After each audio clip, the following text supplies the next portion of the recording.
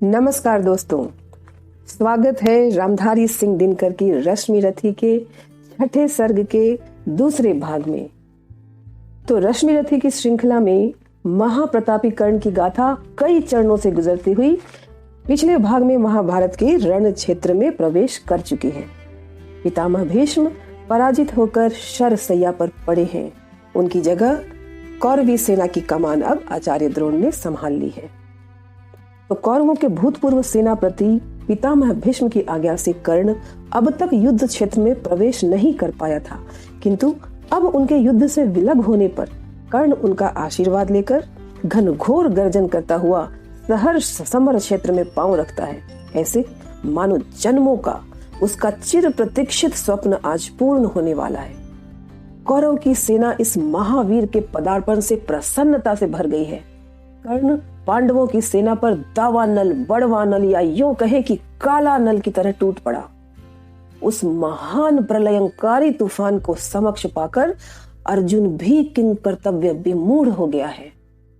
इस भाग में देखेंगे अभिमन्यु वध, पितामह का देह त्याग, घटोत्कच वध एवं साथ ही कर्ण के हाथों से वो अमोघ अस्त्र भी निकल जाना जो अर्जुन वध के लिए उसका ब्रह्मास्त्र था, जो कवच और कुंडल छल से मांग लेने के पश्चात इंद्र ने कर्ण को अपनी तरफ से वरदान दिया था लज्जित होकर। अगर आपने वो सर्ग मिस कर दिया है तो मैं कहूंगी जरूर से उस सर्ग को आप पीछे जाकर के जरूर से सुने। बहुत आपको लगेगा कि आप किस महान योद्धा के बारे में, किस महान दानवीर के बारे में आप पढ़ने जा रहे हैं। तो आइए महान पराक्रमी कर्ण का युद्ध कौशल स्वयं दिनकर जी के शब्दों में सुनते हैं।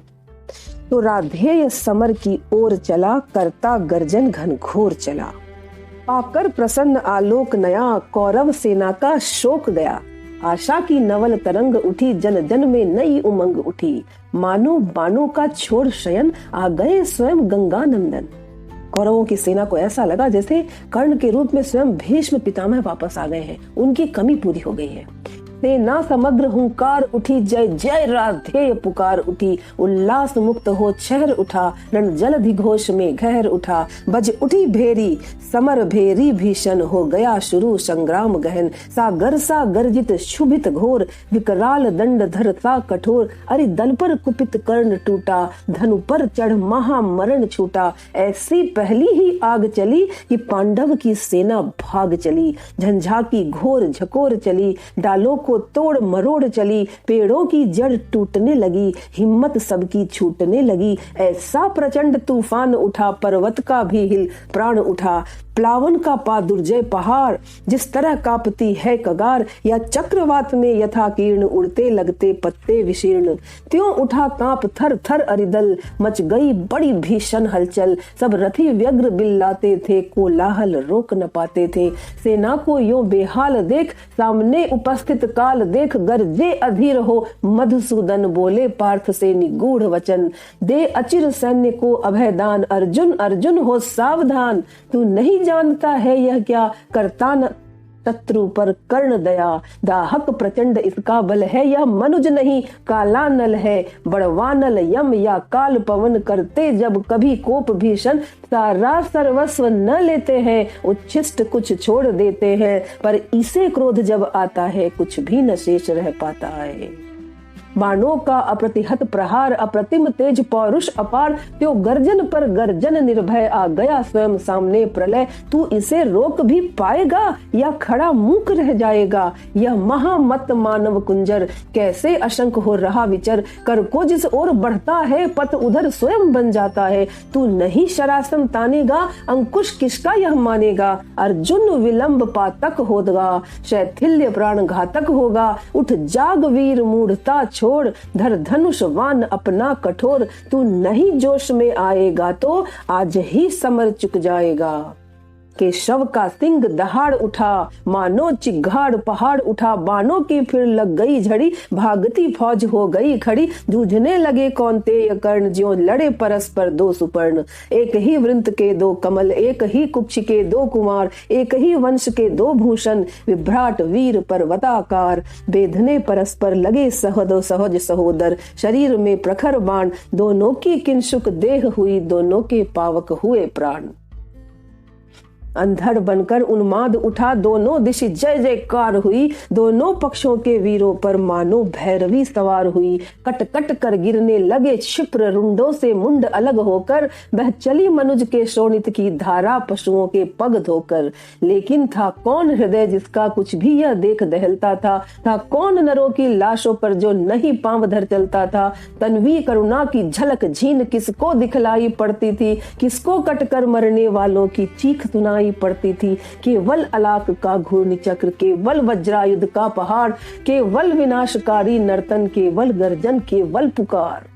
है कथा द्रोण की छाया में यो 5 दिनों तक युद्ध चला, क्या कहे धर्म पर कौन रहा या उसके कौन विरुद्ध चला। था किया भीष्म पर पांडव ने जैसे छल छद्मों से प्रहार, कुछ उसी तरह निष्ठुरता से हत हुआ वीर अर्जुन कुमार। फिर भी भावुक कुरु वृद्ध भीष्म थे युग पक्षों के लिए शरण, कहते हैं होकर विकल, मृत्यु का किया उन्होंने स्वयं वरण। यहाँ पर अभिमन्यु की बहुत दुखमय मृत्यु होती है। उसे 7 महारथियों ने घेर के मार दिया था और इस कथा से विचलित होकर के भीष्म पितामह ने शरशैया पे अपना शरीर समाप्त कर लिया था। उन्होंने स्वयं मृत्यु को वरण कर लिया था। अर्जुन कुमार की कथा किंतु अब तक भी हृदय हिलाती है। सभ्यता नाम लेकर उसका अब भी रोती पछताती है। पर हाय युद्ध अंतक स्वरूप अंतक सा ही दारुण कठोर, देखता नहीं जायान युवा, देखता नहीं बालक किशोर। सुत के वध की सुन कथा पार्थ का, दहक उठा शोकार्त हृदय। फिर किया क्रुद्ध होकर उसने तब महालोम हर्षक निश्चय। कल अस्त काल के पूर्व जयद्रथ को न मार यदि पाऊं मैं, सौगंध धर्म की मुझे आग में स्वयं कूद जल जाऊं मैं। तब कहते हैं अर्जुन के हित, हो गया प्रकृति क्रम विपर्यस्त। माया की सहसा शाम हुई, असमय दिनेश हो गए अस्त। ज्यों त्यों करके इस भांति वीर अर्जुन का वह प्रण पूर्ण हुआ। सिर कटा जयद्रथ का, मस्तक निर्दोष पिता का पूर्ण हुआ। हाँ यह भी हुआ कि सात्यकी से जब निपट रहा था भूरिश्रवा, पार्थ ने काट ली अनाहूत शर से उसकी दाहिनी भुजा। और भूरिश्रवा अनशन करके जब बैठ गया मुनि व्रत लेकर, सात्यकी ने मस्तक काट लिया जब था वह निश्चल योग निरत। है वृथा धर्म का किसी समय करना विग्रह के साथ ग्रथन, करुणा से कढ़ता धर्म विमल है मलिन पुत्र हिंसा कारण। जीवन के परम ध्येय सुख को सारा समाज अपनाता है, देखना यही है कौन वहां तक किस प्रकार से जाता है धर्म पहुंचना नहीं, धर्म तो जीवन भर चलने में है। फैलाकर पथ पर स्निग्ध ज्योति, दीपक समान जलने में है। यदि कहे विजय तो विजय प्राप्त हो जाती, पर तापी को भी सत्य ही पुत्र दारा धन जन मिल जाते हैं पापी को भी। इसलिए ध्येय में नहीं, धर्म तो सदा निहित है साधन में। वह नहीं किसी भी प्रधन कर्म, हिंसा विग्रह या रण में है। तब भी जो नर चाहते धर्म, समझे मनुष्य संहारों को। गूंथना चाहते वे फूलों को, फूलों के साथ तप्त अंगारों को। हो जिसे धर्म से प्रेम कभी वह कुत्सित कर्म करेगा क्या। बर्बर कराल द्रंष्टि बनकर मारेगा और मरेगा क्या। पर हाय मनुज के भाग्य अभी तक भी खोटे के खोटे हैं। हम बढ़े बहुत बाहर भीतर, लेकिन छोटे के छोटे हैं। संग्राम धर्म गुण का विशेष्य किस तरह भला हो सकता है। कैसे मनुष्य अंगारों से अपना प्रदाह धो सकता है। सर्पिणी उदर से जो निकला पीयूष नहीं दे पाएगा। निश्चल होकर संग्राम धर्म का साथ न कभी निभाएगा। मानेगा यह द्रंष्टि कराल, विषधर भुजंग किसका यंत्रण। पल पल अति को कर धर्म सिक्त नर कभी जीत पाया है रण। जो जहर हमें बरबस उभार संग्राम भूमि में लाता है, सतपथ से कर विचलित अधर्म की ओर वही ले जाता है। साधना को भूल सिद्धि पर जब टकटकी हमारी लगती है, फिर विजय छोड़ भावना और कोई न हृदय में जगती है। तब जो भी आते विघ्न रूप हो धर्मशील या सदाचार, एक ही सदृश हम करते हैं सबके सिर पर पाद प्रहार। उतनी भी पीड़ा हमें नहीं होती है इनके कुचलने में, जितनी होती है रोज कंकड़ों के ऊपर हो चलने में। सत्य ही ऊर्ध्वलोचन कैसे नीचे मिट्टी का ज्ञान करे, जब बड़ा लक्ष्य हो खींच रहा छोटी बातों का ध्यान करे। चलता हो अंध ऊर्ध्वलोचन जानता नहीं क्या करता है, नीचे पथ में है कौन पांव किसके मस्तक पर धरता है। काटता शत्रु को वह लेकिन साथ ही धर्म कट जाता है, फाड़ता विपक्षी को अंतर मानवता का फट जाता है। वासना वहनी से जो निकला कैसे वह संजुक कोमल, देखने हमें देगा वह क्यों करुणा का पंथ सुगम शीतल। जब लोभ सिद्धि का आंखों पर माड़ी बनकर छा जाता है, तब वह मनुष्य से बड़े बड़े दुश्चिंत कृत्य करवाता है। फिर क्या विस्मय कौरव पांडव भी नहीं धर्म के साथ रहे, जो रंग युद्ध का है उससे उनके भी अलग न हाथ रहे। दोनों ने कालिक छुई शीश पर जय का तिलक लगाने को, सतपथ से दोनों डिगे दौड़कर विजय बिंदु तक जाने को। इस विजय द्वंद्व के बीच युद्ध के दाहक कई दिवस बीते, पर विजय किसे मिल सकती थी जब तक थे द्रोण कर्ण जीते। था कौन सत्य पथ पर डटकर जो उनसे योग्य समर करता, धर्म से मारकर उन्हें जगत में अपना नाम अमर करता। था कौन देखकर उन्हें समर में जिसका हृदय न कपता था, मन ही मन जो निज इष्ट देव का भय से नाम न जपता था। कमलों के वन को जिस प्रकार विदलित करते मदकल कुंजर, थे विचर रहे पांडव दल में त्यों मचा ध्वंस दोनों नरवर। संग्राम बुभुक्षा से पीड़ित सारे जीवन से छला हुआ, राधेय पांडवों के ऊपर दारुण अमर्ष से जला हुआ। इस तरह शत्रु दल पर टूटा जैसे हो दावा नल अजेय, या टूट पड़े हो स्वयं स्वर्ग से उतर मनुज पर कार्तिकेय। संगठित या कि 49 मरुत कर्ण के प्राणों में छाए हो, या कुपित सूर्य आकाश छोड़ नीचे भूतल पर आए हो, अथवा रण में हो गरज रहा धनु लिए अचल प्रालेयवान, या महाकाल बन टूटा हो भू पर ऊपर से गरुत्मान। बाणों पर बाण सपक्ष उड़े हो गया शत्रु दल खंड खंड, जल उठी कर्ण के पौरुष की काला नल सी ज्वाला प्रचंड। दिग्गज दराज वीरों की भी छाती प्रहार से उठी हहर, सामने प्रलय को देख गए गजराजों के भी पांव उखड़। जन जन के जीवन पर कराल दुर्मद कृतांत जब कर्ण हुआ, पांडव सेना का ह्रास देख केशव का वदन विवर्ण हुआ। सोचने लगे छूटेंगे क्या सबके विपन्न आज ही प्राण, सत्य ही नहीं क्या है कोई इस कुपित प्रलय का समाधान। है पार्थ कहाँ राधेय गरजता था क्षण क्षण, करता क्यों नहीं प्रकट होकर अपने कराल प्रतिभट से रण। क्या इन्हीं मूलियों से मेरी रण कला निबट रह जाएगी, या किसी वीर पर भी अपना चमत्कार दिखलाएगी। हो छिपा जहां भी पार्थ सुने अब हाथ समेटे लेता हूँ, सबके समक्ष द्वैरथ रण की मैं उसे चुनौती देता हूँ। हिम्मत हो तो वह बढ़े व्यूह से निकल जरा सम्मुख आए, दे मुझे जन्म का लाभ और साहस हो तो खुद भी पाए। पर चतुर पार्थ सारथी आज रथ अलग नचाए फिरते थे, कर्ण के स्वाथ द्वैरथ से शिष्य को बचाए फिरते थे। चिंता थी एक अग्नि कराल, यदि द्विरथ युद्ध में छूटेगी पार्थ का निधन होगा, किस्मत पांडव समाज की फूटेगी। नटनागर ने इसलिए युक्ति का नया योग संधान किया, एक अग्नि हव के लिए घटोत्कच का हरि ने आह्वान किया।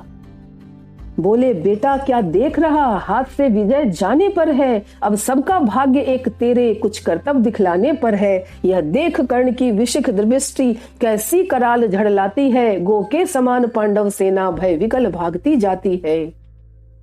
तिल पर भी भूमि न कहीं खड़े हो जहां लोग सुस्थिर क्षण भर, सारी रणभू पर बरस रहे एक ही कर्ण के बाण प्रखर। यदि इसी भांति सब लोग मृत्यु के घाट उतरते जाएंगे, कल प्रात कौन सेना लेकर पांडव संगर में आएंगे। है बड़ी विपद की घड़ी, कर्ण का निर्भय गाढ़ प्रहार रोक, बेटा जैसे भी बने पांडवी सेना का संहार रोक। फूट पड़े ज्यों बहिन्मुखी पर्वत, ज्यों उठे सिंधु में प्रलय ज्वार, कूदारण में त्यों महाघोर गर्जन कर दानव किमाकार। सत्य ही असुर के आते ही रण का वह क्रम टूटने लगा, कौरव ही अनी भयभीत हुई धीरज उसका छूटने लगा। है कथा दानवों के कर में थे बहुत बहुत साधन कठोर, कुछ ऐसे भी जिन पर मनुष्य का चल पाता था नहीं जोर। उन अगम साधनों के मारे कौरव सेना चिघाड़ उठी, ले नाम कर्ण का बार बार व्याकुल कर हाहाकार उठी, लेकिन अजस्त्र शरवृष्टि निरत अनवरत युद्ध रत धीर कर्ण मन ही मन था हो रहा स्वयं इस रण से कुछ विस्मित विवर्ण। बाणों से तिल भर भी अबिध था कहीं नहीं दानव का तन, पर हुआ जा रहा था वह पशु पल पल कुछ और अधिक भीषण।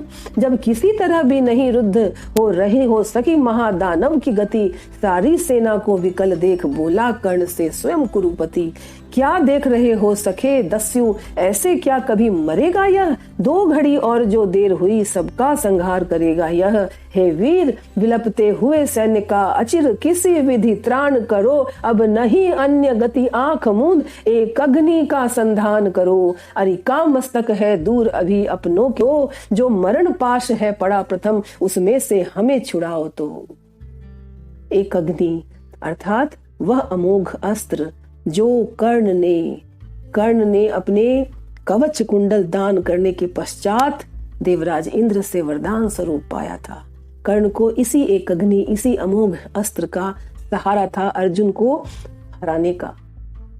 लेकिन कृष्ण के माया जाल में उलझ के घटोत्कच ऐसा दानवी युद्ध कर रहा था कि अब उसके ऊपर एक अग्नि चलाने के अलावा दूसरा अन्यत्र उपाय नहीं बचा था। और यही तो खेल था उस रचयिता का। बहुत दुखी मन से उसको अपना यह अमोघ अस्त्र अर्जुन के बजाय घटोत्कच पर चलाना पड़ा। सुन सहम उठा राधेय मित्र की ओर, फेर निज चकित नयन, झुक गया विवशता में कुरुपति का अपराधी का तर आनन।